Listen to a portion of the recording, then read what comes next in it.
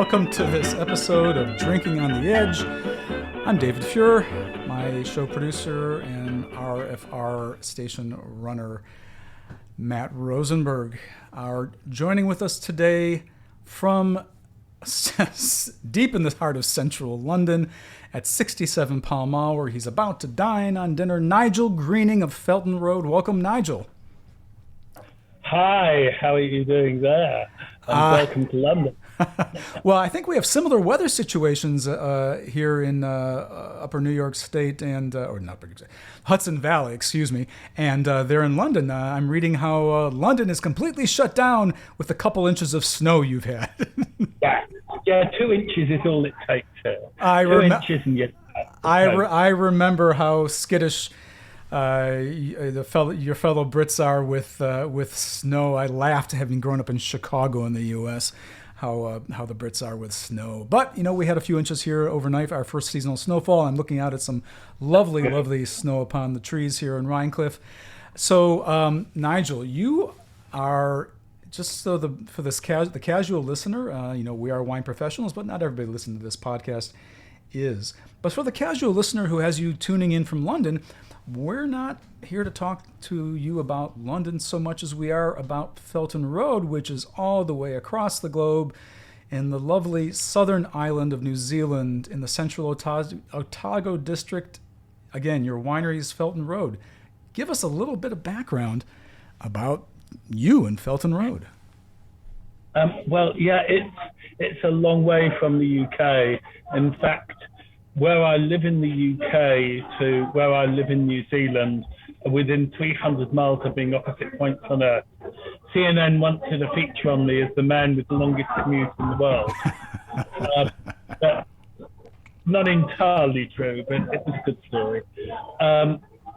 But like any journey, it's not a short story. I was in New Zealand working for BMW. They were a big client of mine. I drank a lot of Burgundy and was following the early Californian players as well. So I was exploring New World Pinot. I tasted some of the first Central Otago Pinots when I arrived, and I immediately thought, this is exciting. And most importantly, nobody knows about it yet. But then it took me a year to study enough and learn enough to be confident I could do it without going broke. I wasn't rich. I knew the stats. I knew that most people we set up to make a living from wine as opposed to a vanity project, didn't make it work. So it had to be a new income and not just an ego thing. But I had a lot of support from some of the first pioneers there. They were really helpful. They gave me encouragement. They gave me advice. And what year are we talking here? Give us a general time range. That's 98, 99. Okay.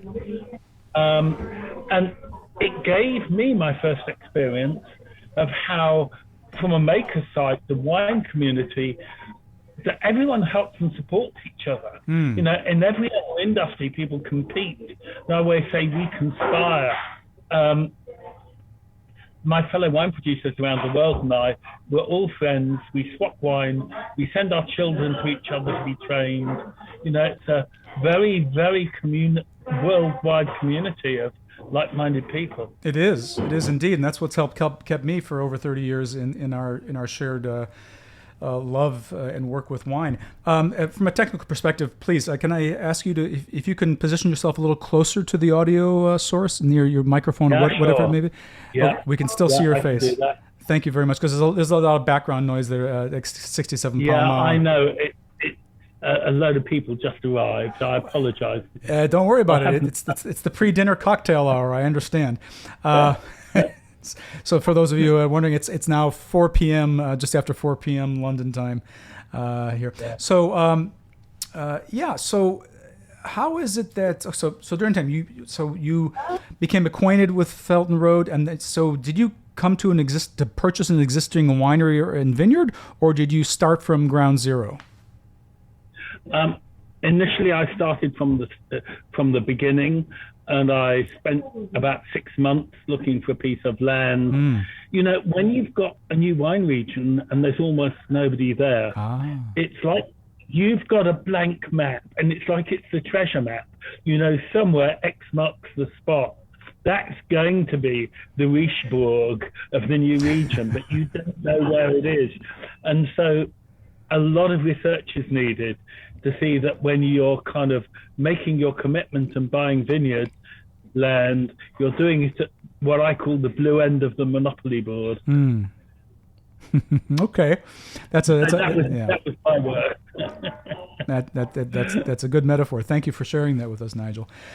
So again, you find yourself commuting back and forth from home in England and home in New Zealand. How have things changed in the 25 years now, I guess you've been, working with Felton Road in central Otago? How have things changed from this area where virtually nobody was making wine to you being an early, person doing so? And how are things changed now? I mean, has the world discovered central Otago? Are you like a wine tourism destination? Absolutely. When I can best date this, when Stuart, our founder, started planting Felton Road, there were 11 hectares of vines in central Otago then. That's about 20 acres or so. Yeah.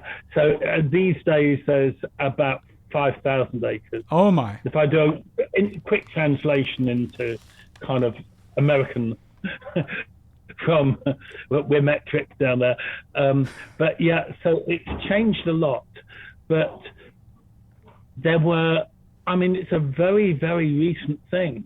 The first Pinot was planted there in 1983, of the modern era. Gold miners planted it over 120 years ago. But that's another story. We don't really have time to go into that. But there was a French gold miner and then one or two other people following him who planted Pinot Noir in the late 1800s.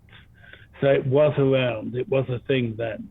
But modern planting started 83, first wine 87. I turned up in 98 when there were 11 hectares in the ground. And has it always been in the modern era, has it always been a Pinot Noir destination point, or was there other things people were still trying to play around with and get a sense of? Essentially Pinot. Okay. The bottom line is, if Pinot loves growing there, it seems to naturally enjoy itself. It's an easy place to grow the grape and make the wine. And if you can make Pinot, you're frankly insane not to. Because there are very, very few grapes that will give you that kind of return in small volume that enables you to have a small boutique winery that's all handmade and you don't go broke. That's a good point. That's the situation. Yeah, we make Chardonnay. You make Chardonnay? I was going to say we make Chardonnay as well, but you do indeed. Chardonnay is another one. Hey, you got some of the good juice. Well, I think everything, if I might say everything, yes, Matt, you're getting some too. Everything that Felton Road does is good juice. I have never had a bad wine out of Felton Road. As a matter of fact, I've never had an okay wine out of Felton Road. Maybe you're doing your job before you export them well. I have no idea. But I've only had good to exemplary wines from Felton Road. This here is the Bannockburn Chardonnay 2021. First decapped last night and enjoyed. Let's see what's changed in the glass. And while I'm doing that, you can tell me a little bit about your Chardonnay.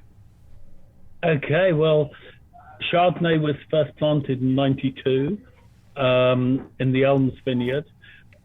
We don't make a lot of it. We make about 2,000 cases a year of Chardonnay. That's all. Whenever I use the word cases, that's dozens. As you know, but other people might not. For winemakers, a case is a dozen, no matter how it's packed.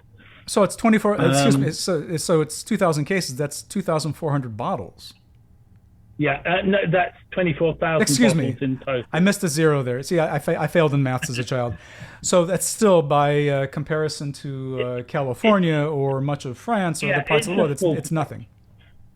And we're the biggest producer in Central Otago of Chardonnay. So, but we're very blessed because we have a beautiful clone of Chardonnay available to us. It's called Mendoza clone, and it's a very, very close relative of the Wente clone that you have in California. Indeed.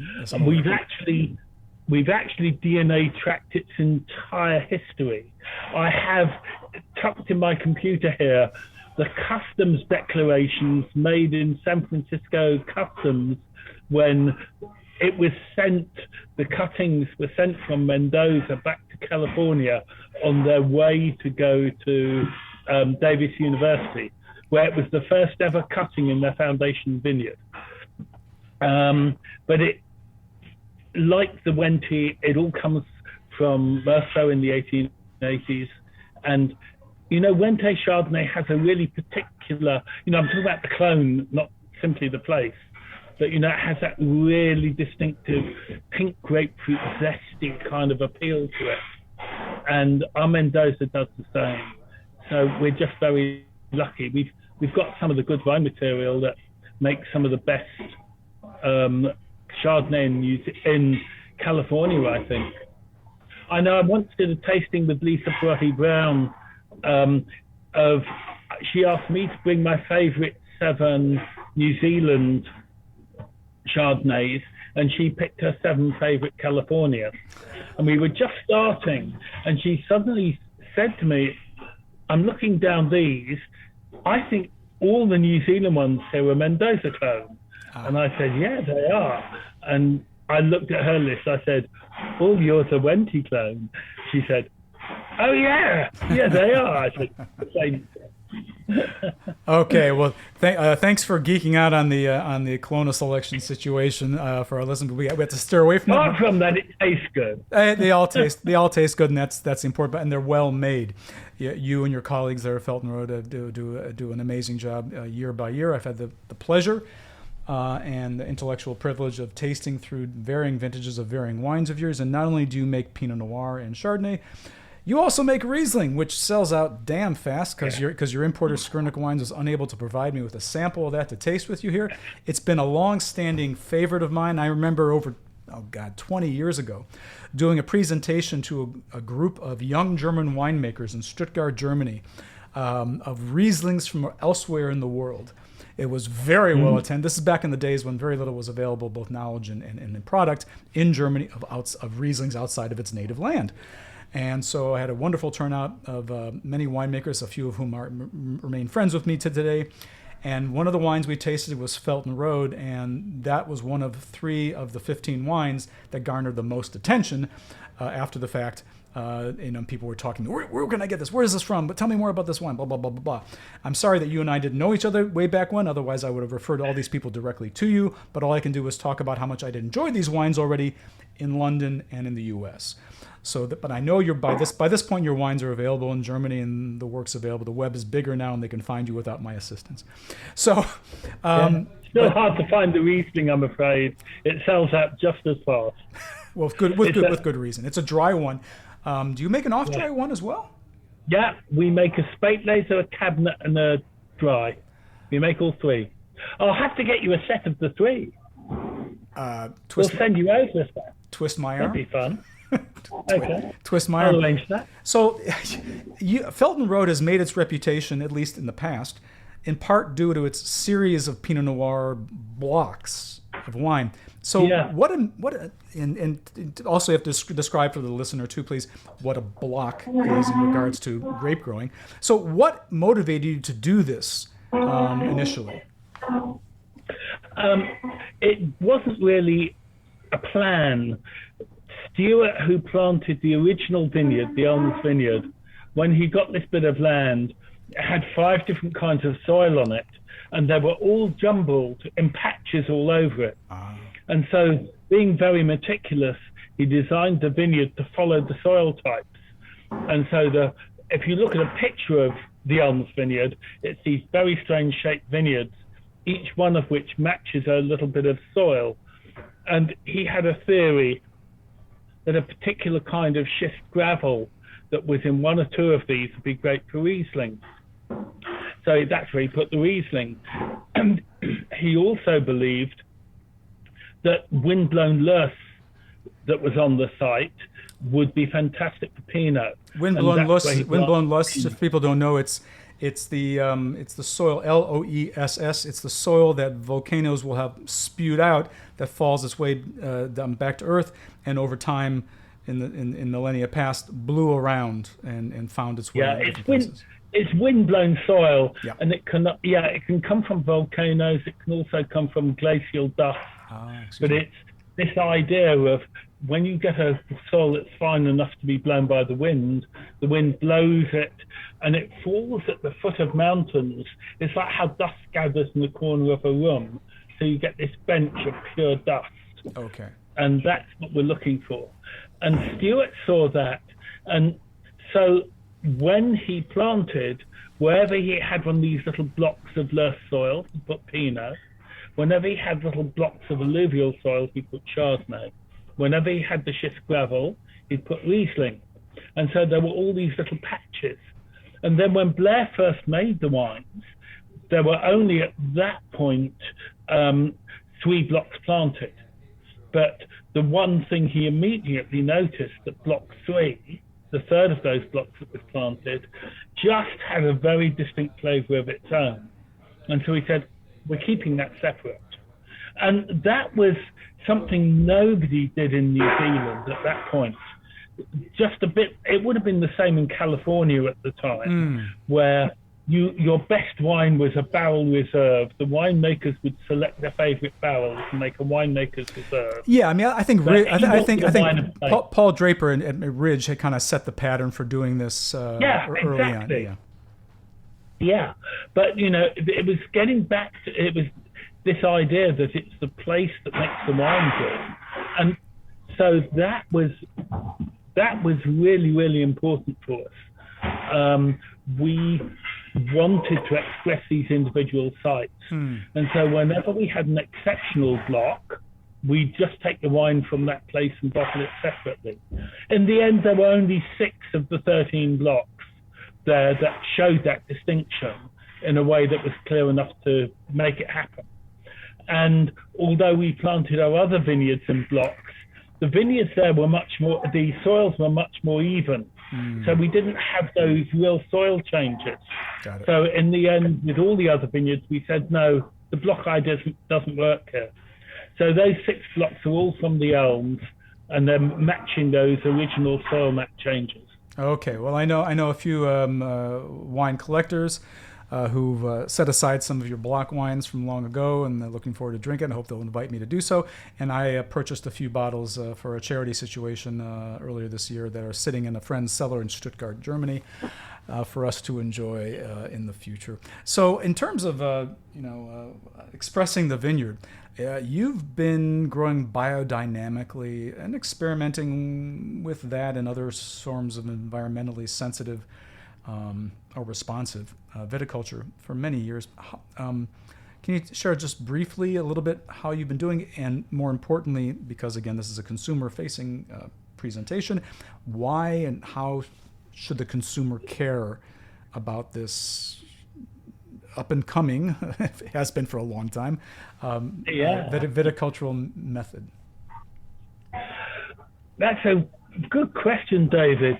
First, I'm not sure the consumer should always care. Okay. Many of the top estates who turn to biodynamics are actually protecting the insane value of a piece of hallowed land. It's not about saving the world. It's about protecting investment and seeing that your land isn't damaged.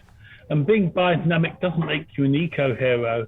If you look at a large number of biodynamic wines still being put in silly heavy bottles, for example. So biodynamics is great for the environment, but that doesn't mean to say people are doing it for that reason. That's just one side of it.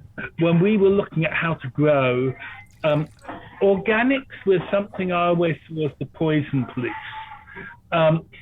It was a list of things you mustn't do. Don't put this in your land. Don't put that in your land. And if you did all of that, if you just did all the don'ts, you were okay. It was a method based upon avoidance rather than the embracing of.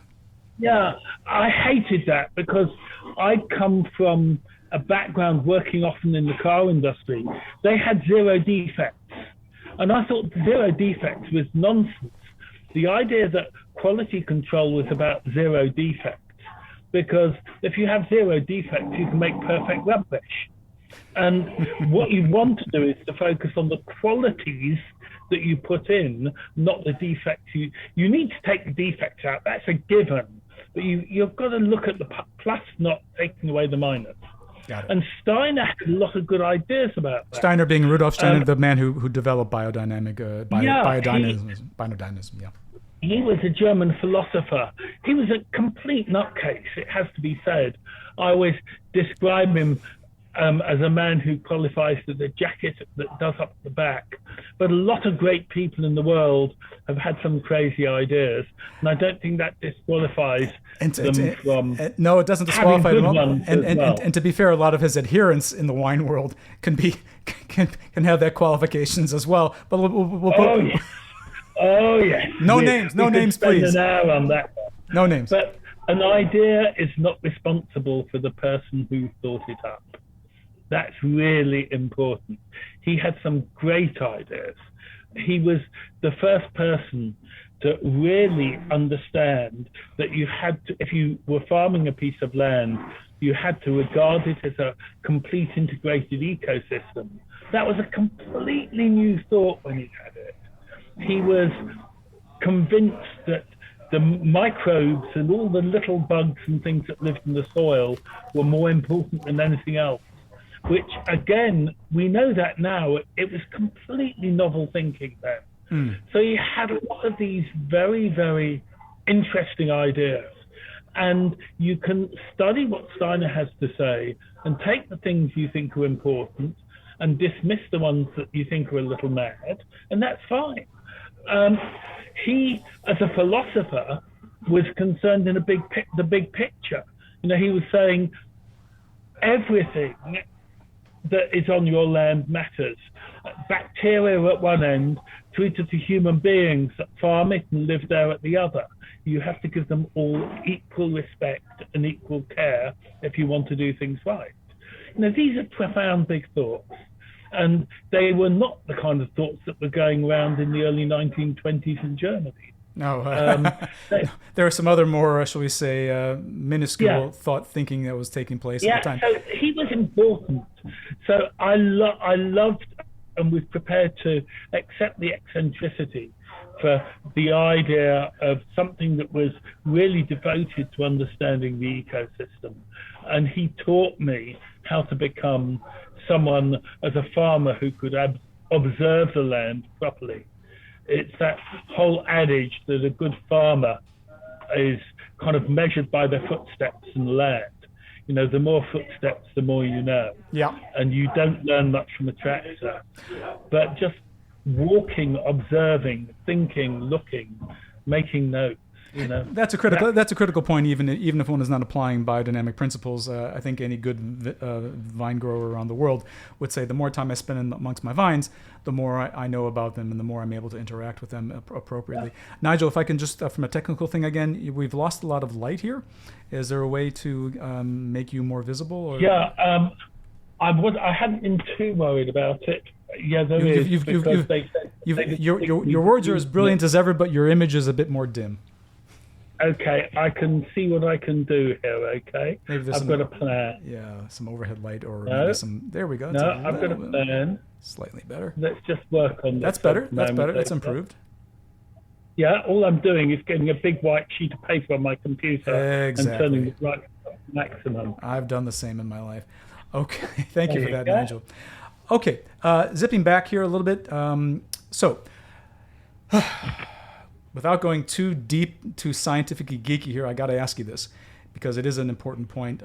As far south latitude is central Otago. So research into the refractory qualities of light upon the grapevine has only recently, begun to be explored. So what creative effects do you reckon, that the light there in central Otago has had upon Felton Road's grapes, as opposed to, Pinot Noir, Chardonnay, Riesling grown elsewhere? Well, we've actually done quite a bit of work on that with one respect. The one thing that we've always known from the start is that we have staggeringly high levels of ultraviolet light. Our burn time in Central is 11 to 12 minutes. Oh boy. It's quite astonishing. During the peak of your summer, I would think, not all year round. Well, it's a lot of the year actually. Oh my.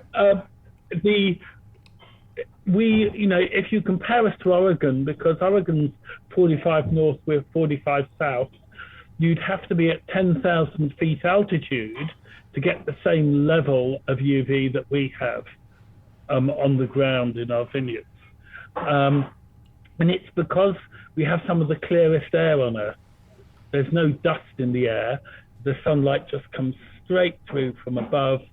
And yeah, it kind of has a huge effect though, because with red wines especially, anthocyanins, which are the color pigments in red grapes, are actually sunscreens, and they're generated to protect the grape itself from ultraviolet. So the higher the ultraviolet, the more anthocyanin you have. That gives you darker color in wine, and it gives you more phenolics in general. But very interestingly, for a bit of biochemistry that I won't go into now because everyone will fall asleep and leave the room, the anthocyanins play a very, very important point in keeping the polymers of all the phenolics very short. And the short polymers give you wonderful velvety, silky tannins. They give you very, very gentle tannins. And so the sunlight is actually driving our tannins and causing us to create these very, very soft, very silky, very plush tannins. Well, from an outsider's perspective, and one that's purely experiential, never having set foot upon New Zealand, that is my last and only wine growing area I've never set foot upon. Planes leave daily, you know. Well, I don't plan on leaving this planet yet without doing it. I still got a few years left of me. Anyways, but no, just based on my pure experience of having tasted a great number of wines from New Zealand, both in UK and my native US, I would resoundingly agree.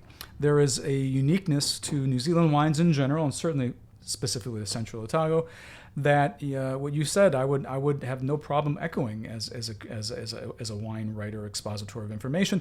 That there's a lot of color, there's a lot of flavors going on, but it's not known as an area, a part of the world where tannic reds, ripe tannins or otherwise, are at their finest, biggest expression. There are places in the world that do a great job of plusher, more tannin-packed wines, but New Zealand is certainly not one of them, and Central Otago all the more so.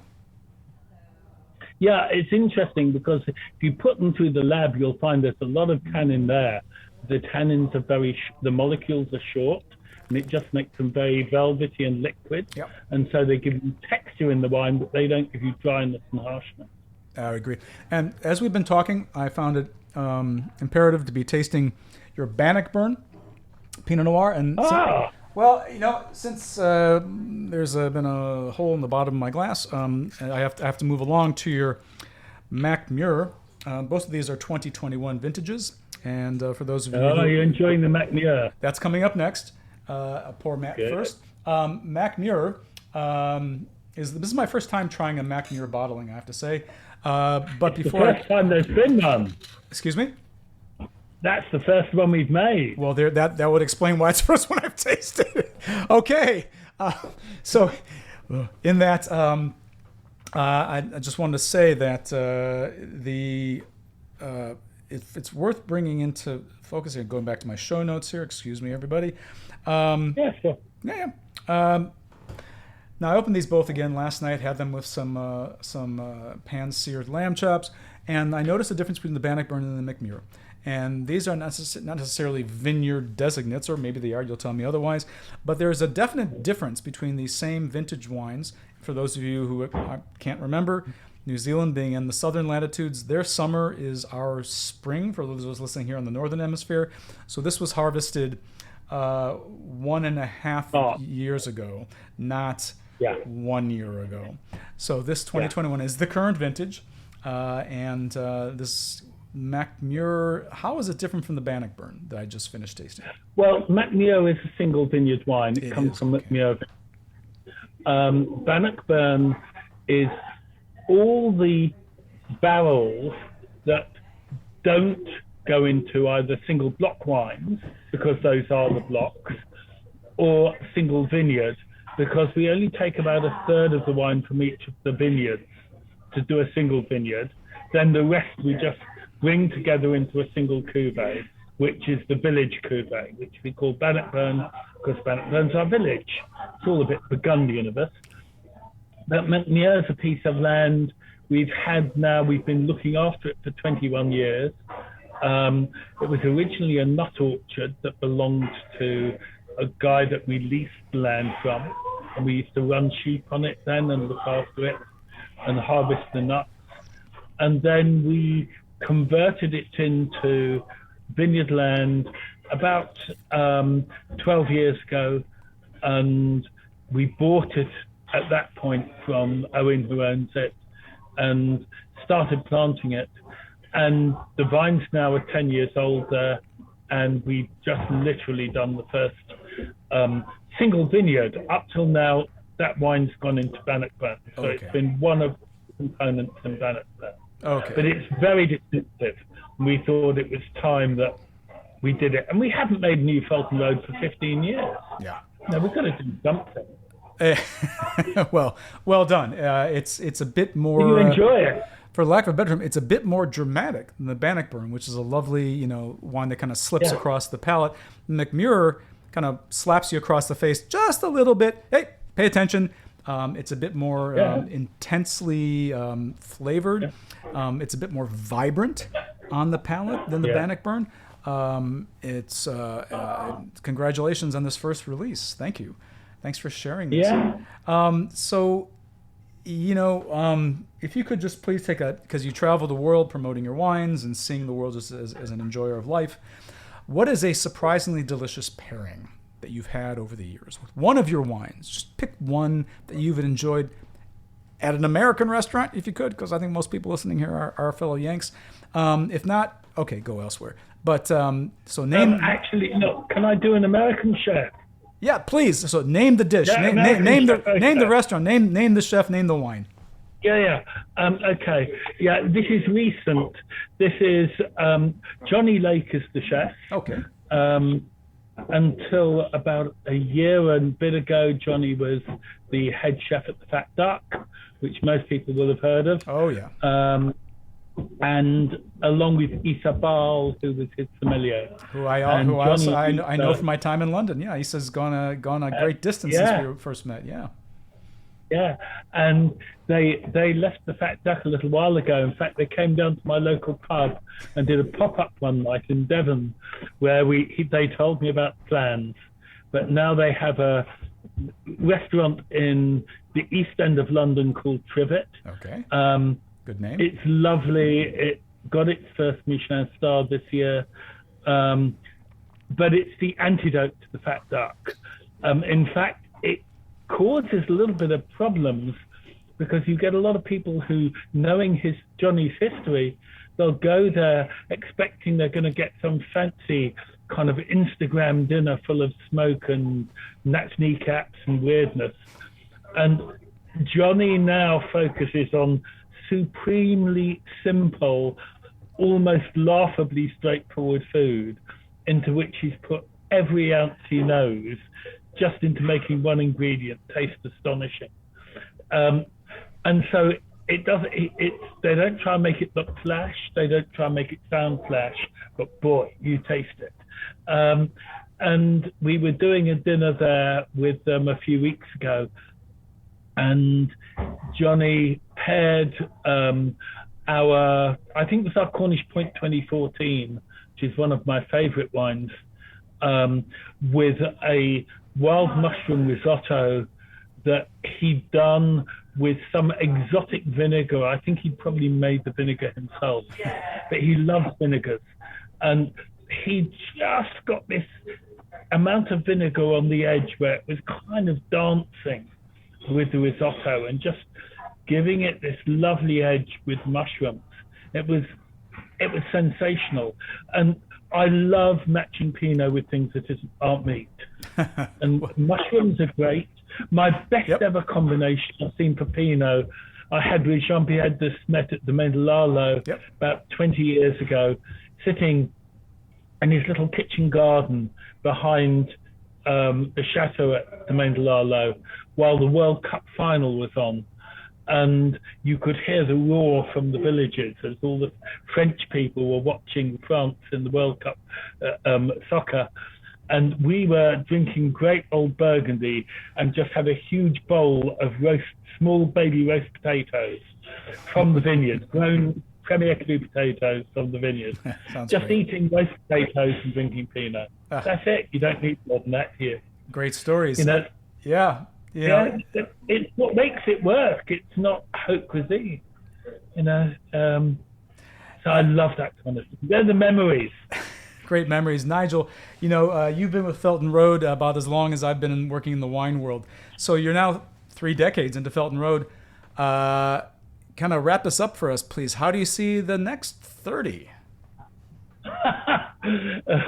Busy. And hopefully be around to stay busy. Yes. Yeah, I mean, 30 years will run beyond my tenure. I would expect. I'd be deeply happy if it didn't. Medical technology is doing amazing things these days. We've got at the moment a 30-year planting plan. Working our way through preferred clonal and rootstock combinations.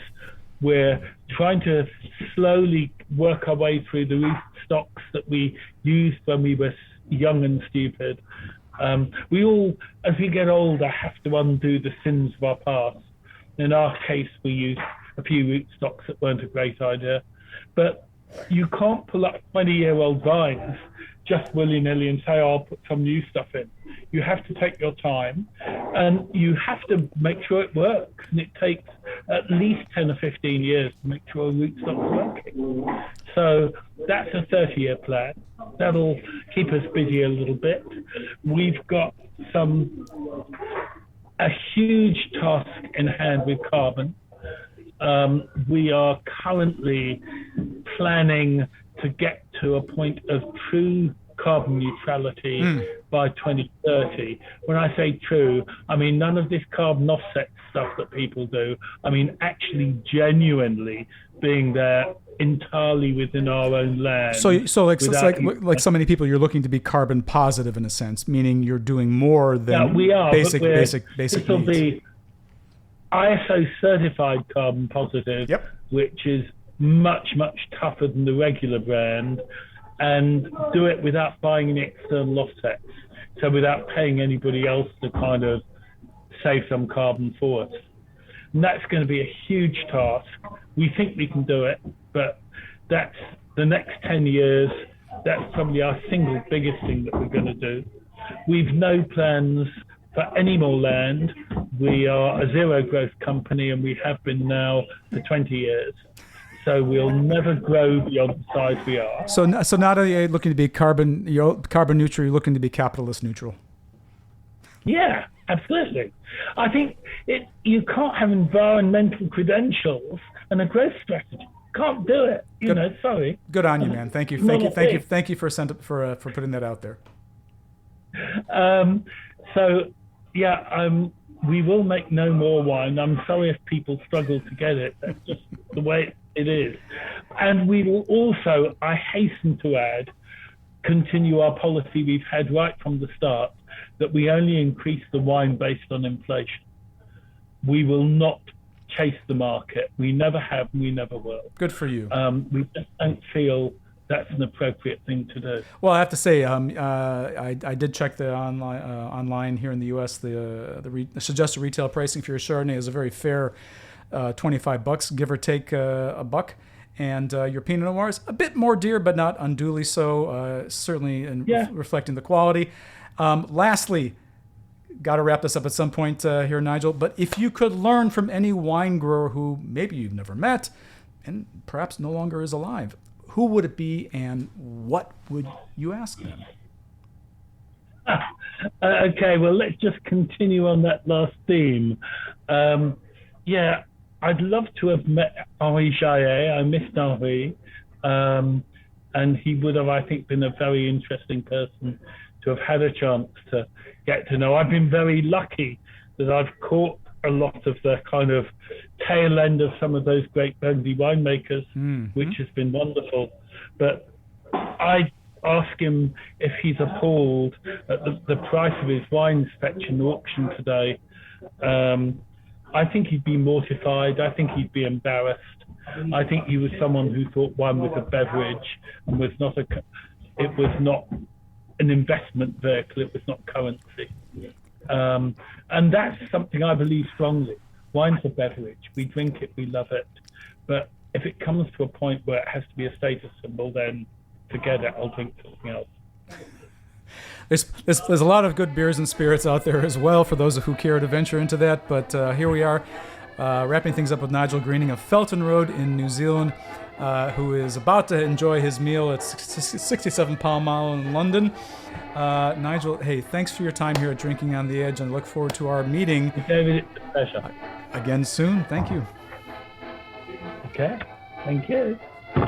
Thanks, Nigel. Namihi nui, as we say in New Zealand.